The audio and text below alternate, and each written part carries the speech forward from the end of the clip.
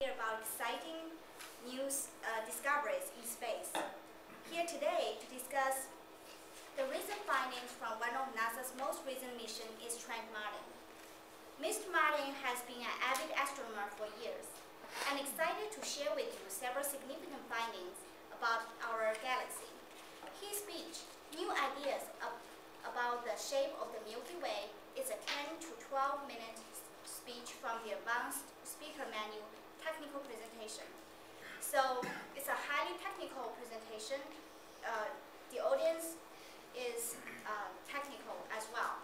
So it's very advanced. I just want to warn you. Please help me welcome Trent Martin.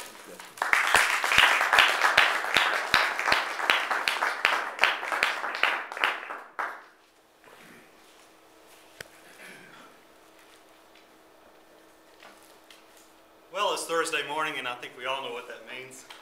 More rain. I tried that joke 2 weeks ago and didn't get quite a response. Fortunately, it keeps raining every Thursday, so I have a chance to try it again. For decades, astronomers have been trying to figure out the shape of our Milky Way. It's hard to do because we sit in the middle of it, and we can't take a bird's eye view. We can't step outside our Milky Way, look out, and take a bird's eye view of it. We really don't have a good feel for the shape of our Milky Way. It's a bit like trying to figure out the shape of a hula hoop if we're standing on the inside. All we can see is the inside edge of this hula hoop. We don't know what the outside edge looks like. We don't know if it's symmetrical. We don't know what the shape of it is or how far it extends. Perhaps we can see other hula hoops out there, and we can assume, I guess, that our own hula hoop is the same shape as that hula hoop, but we don't know for sure. When we look out on our Milky Way, this is what we see. This broad band of stars and dust and gas. But again, this is the inside edge that's exposed to us that we're looking at.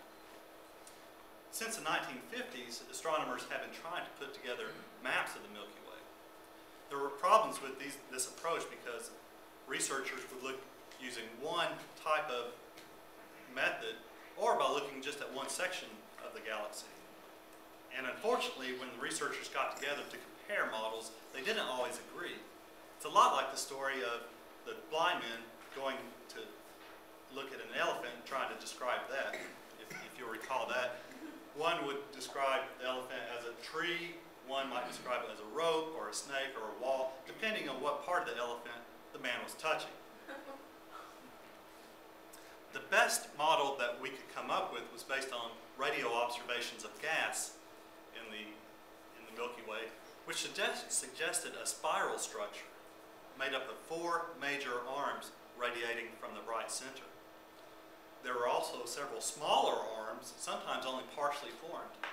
Our own sun sits on one of these smaller partially formed arms called the Orion arm or the Orion spur.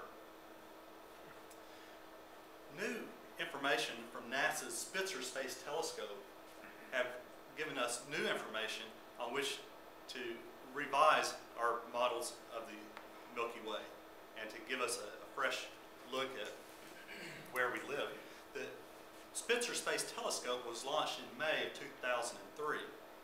It is the last one of NASA's Great Observatories program, which is a family of 4 space observatories, each one studying the universe in a different spectrum of light. Visible light, gamma rays, X-rays, and infrared. Spitzer explores the universe using infrared observation. This is the largest infrared space telescope ever launched into space.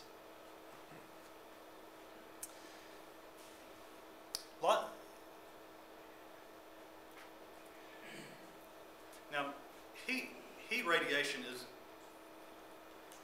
Spitzer Space Telescope makes observations in infrared, which is basically heat radiation.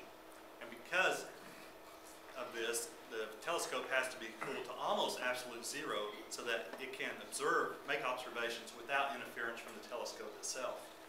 And for that reason, it has to be cooled using liquid helium.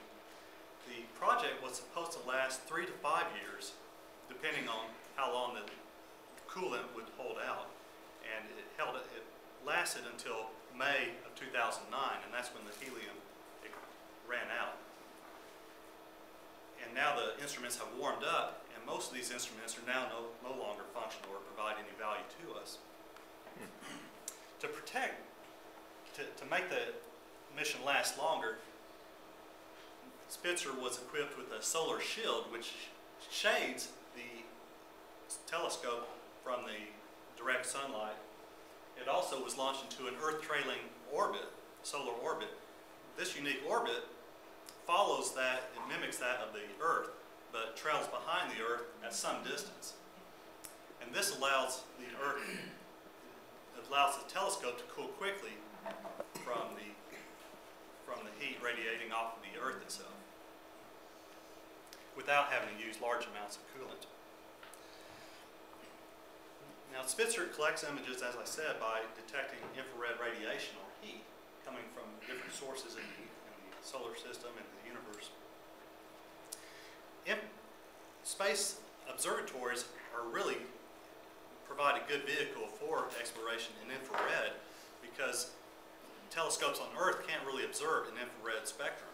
The atmosphere on the Earth, unfortunately, or fortunately for us, but unfortunately for observation, blocks most of the infrared radiation coming from space. Also, lots of areas throughout the universe are covered with these very dense clouds of dust and gas that we can't see in visible light. However, they are visible using infrared. Infrared radiation penetrates these. This gives us an opportunity to peer into regions of star formation and to recently formed planetary systems, giving us a great opportunity to understand those. We now have, thanks to Spitzer,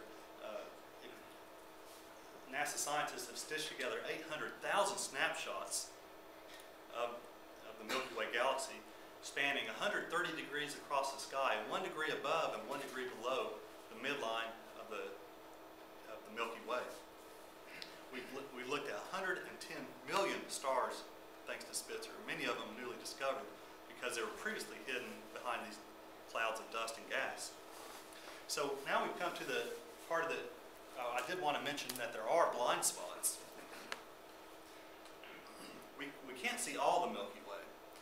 For instance, we know that the center of the Milky Way is a very bright spot, and we can't see beyond that. We can't see, for instance, over here because of the bright center.